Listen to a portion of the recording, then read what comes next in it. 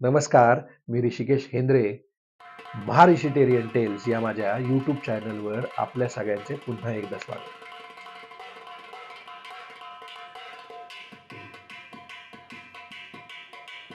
मिर्झा राजे जयसिंग यांच्या आग्रहामुळे आणि औरंगजेबाने दिलेल्या अभयाच्या वचनावर विश्वास ठेवून शिवाजी महाराज आग्र्याला जाऊन शाही दरबारात औरंगजेबाची भेट घेण्यासाठी तयार झाले.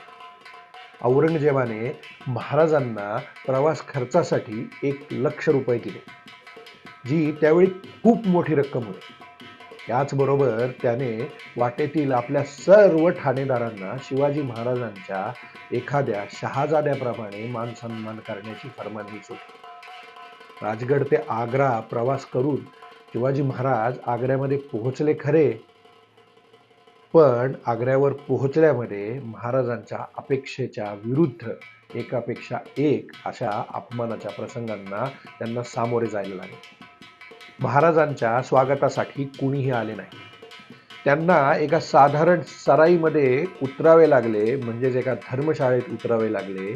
बादशहाला भेटण्याच्या दिवशीही असाच गोंधळ झाला.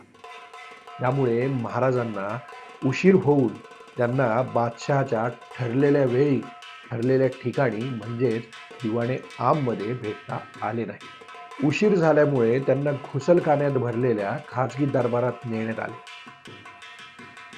दरबारात बादशहाने त्यांची दखल घेतली नाही आणि त्यांचा आदर सत्कार तर दूरच, त्यांना एका सामान्य सरदाराच्या ओळीमध्ये उभे केले गेले.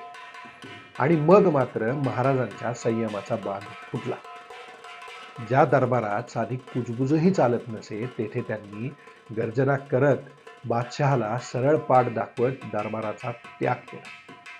रामसिंह बादशहाच्या सांगण्यावरून त्यांना घेऊन आपल्या डेऱ्यात आला आणि त्यांची मनधरणी करू लागला, पण महाराजांचा क्रोध कमी झाला नाही.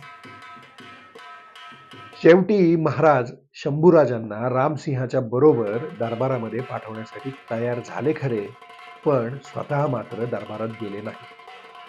महाराजांची दरबारातील वागणूक आणि दुसऱ्या दिवशीची महाराजांची दरबारातील अनुपस्थिती यामुळे महाराजांच्या विरोधी गटाला आयधीच संधी मिळाली. जहानारा बेगमच्या नेतृत्वाखाली जाफर खान, जसवंत सिंह वगैरे लोक औरंगजेबाला भेटायला गेले आणि त्यांनी महाराजांच्या विरुद्ध औरंगजेबाचे कान भरायला सुरुवात केली.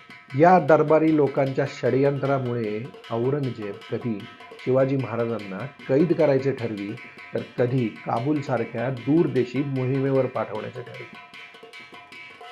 औरंगजेबाने महाराजांना ठार मारायचे ठरवले होतेच, पण तो मिर्झा राजांनी दिलेल्या वचनामुळे आणि रामसिंहाने दिलेल्या महाराजांच्या साठीच्या जामिनामुळे लगेच काहीच करू शकत नव्हता.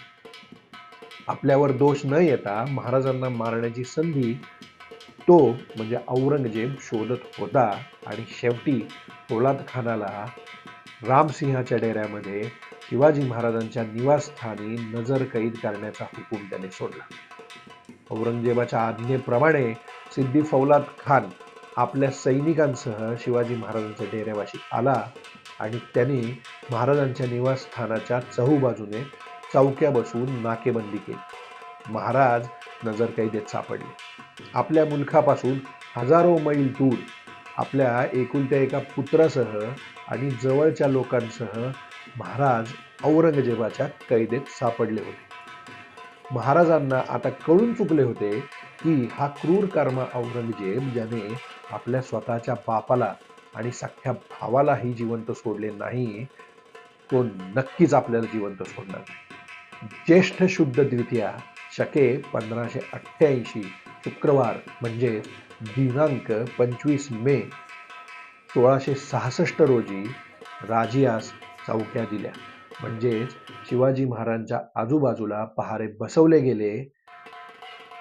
इतिहासातील नोंदी लक्षात घेता औरंगजेबाने त्याच्या दरबारात झालेल्या या भेटीनंतर शिवाजी महाराजांना परत कधीही न भेटण्याची काळजी घेतली.